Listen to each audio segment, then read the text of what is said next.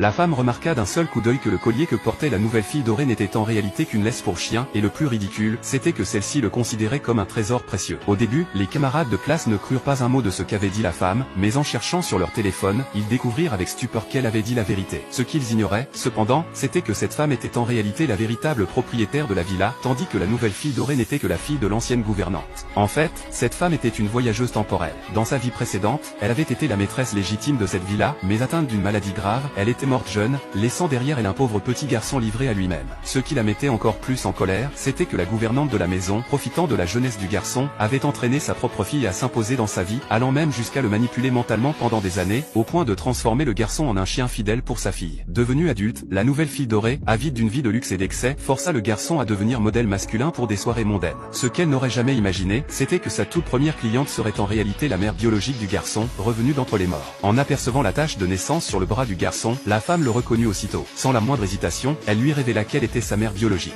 Mais lorsque le garçon entendit les propos de la femme, il crut qu'elle se moquait de lui et, furieux, tourna les talons pour partir. Ce n'est que lorsque la femme décrivit avec exactitude le grain de beauté qu'il avait sur la fesse qu'il commença à la croire. Alors qu'elle s'apprêtait à ramener son fils chez eux pour renouer les liens, ils croisèrent un camarade de classe du garçon. L'un d'eux exprima avec mépris l'idée que le garçon, simple orphelin sans statut, osait prétendre séduire une fille issue d'un grand clan. Ces mots laissèrent la femme complètement abasourdie. Non seulement elle avait laissé à son fils une villa valant plus d'1 milliard, mais aussi